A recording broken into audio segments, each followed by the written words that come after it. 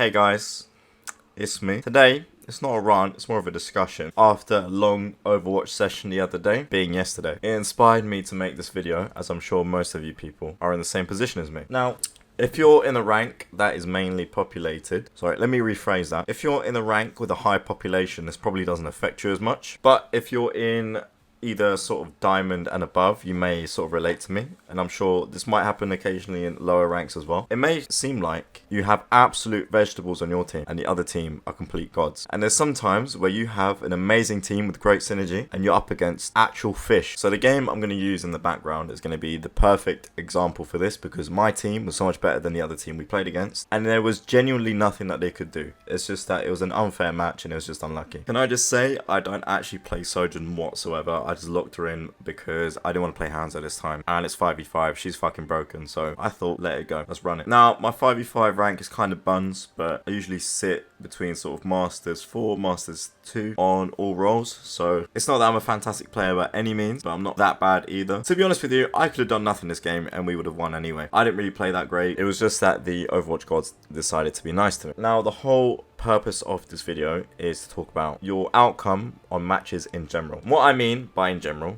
is if you play 10 matches in a day, you'll probably have maybe 3 fair matches, and the rest of the matches are complete fucking random. You either get rolled or you do the rolling. Now, this is actually backed by statistics. There's a YouTuber called Greed EU, which actually inspired me to make these talking videos in the first place. But he basically conducted a test over, I think it was 1,000 matches. I will link the video in the description for you to reference it yourself, but I have all the statistics right here. I can't even speak properly. And we will reference his video as the video goes on. So get a fucking snack, let's go. Now, let me ask you this question. How many times have you sat down and played this game and you feel like you're constantly winning and losing? Check your history, your match history, before you jump off. You count your games that you've played, you count your wins, and you count your losses. Now, there might be a case where you've won a couple more games than you've lost, but then you check what your ranking is and it's still exactly the fucking same. Tell me how that's supposed to make sense. It doesn't, right? Let me break this down for you. So, referencing back to Greed's stats, he gained 19 elo per win but lost 24 elo per loss. So at a 50% win rate, he'd lose elo over time at about -5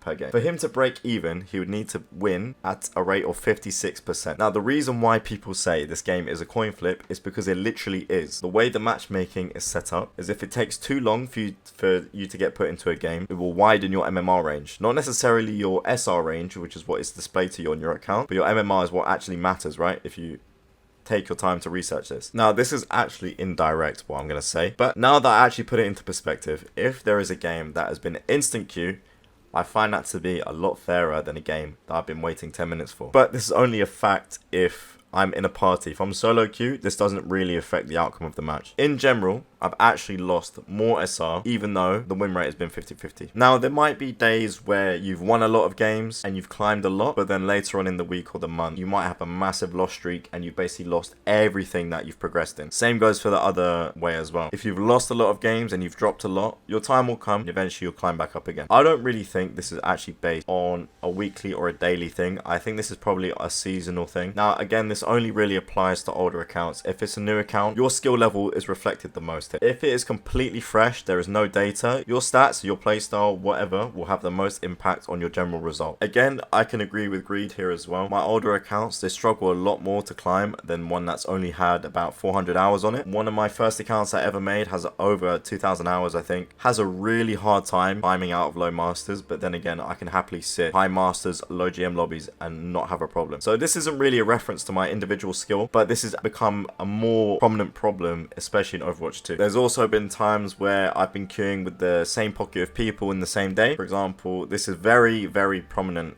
in higher elo games. You may come across the same tank or the same DPS or the same supports multiple games in a row, which is a bit frustrating, especially if they keep winning against you, and then you also get a reversal on top of that. The whole reversal and expected thing needs to go. If you win, you just get a set amount. If you lose, you get a set amount. It shouldn't be a case of, oh, if you're expected to win, you get less. How about you just fix the matchmaking in the first place and then let people climb on their own? Because the whole thing is inaccurate most of the time anyway. This is also why I said in the last video I made, which I'll attach somewhere as well if you want to go watch that about the matchmaking. If you want a true reference of your skill, just make a new account, start again from fresh, and see how you do. And you'll be very surprised with how fast you progress as well. I know sometimes playing this game and constantly losing, constantly winning, and not really moving anywhere is really demotivating. So if you actually want a good reference to how good you are or how bad you are, what you need to improve on, start fresh, go again. Now, I'm not saying it's completely impossible for you to climb out of the elo you're stuck in. I'm just saying it's a lot easier with a new account because everything's fresh and the game has to figure out where you sit. Obviously with an older account you have so much more data and they can reference it a bit more accurately. Hence why the games probably feel a bit more uneven, because the game sees you as someone that can carry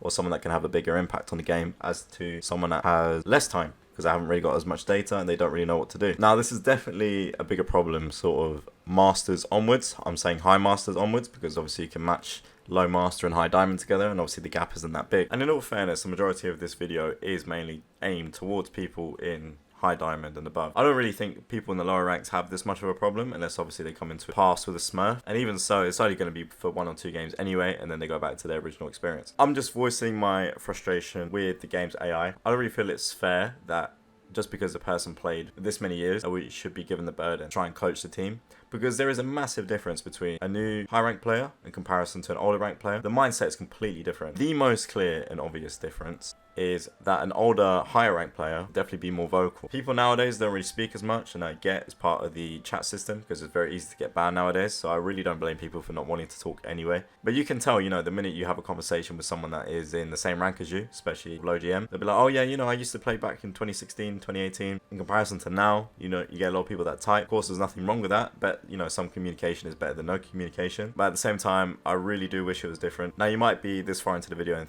be thinking, what the fuck is this guy talking about? So back to the statistics and what you actually want to hear about. Referencing back to Greed's video, on his Greed account he needed to hold a 56% win rate to avoid deranking. Despite a 54% win rate, he still deranked from mid-masters to low diamond. Greed himself has achieved rank 1 on all roles, so it's not like he's coping. He's actually a very good player, and the stats back it up. On his other accounts, his GM1 account is more balanced at 21.2 elo per win and around 20.4 per loss. It maintains staying at GM1 without deranking at a solid 50% win rate. His Smurf account climbs at 28 elo per win, maintains a 70% win rate, suggests that the matchmaking / AI wants to boost that account quickly because it references his skill level to be much higher. Hence why I said, you want to see what your true skill level is, make a new account. So the biggest difference here, his Greed account being obviously much older and having a lot more data, punished a lot more with doo-doo teammates because the game thinks he can carry. Now, like I said earlier, it is not impossible to climb with an older account just because you've been playing for a lot longer. I'm saying it's a lot harder